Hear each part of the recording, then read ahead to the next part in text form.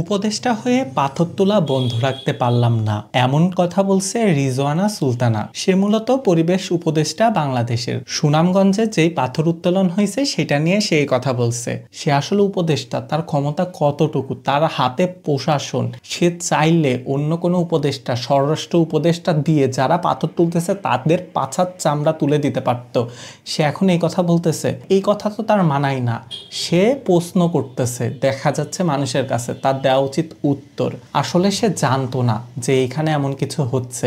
ইউনূস সাহেব দেশের জন্য এত কিছু করতেছে, আর সেখানে আপনাদের মতো কিছু উপদেষ্টার জন্য দেশের ভাবমূর্তি নষ্ট হচ্ছে। তাকে একটু সাপোর্ট করুন।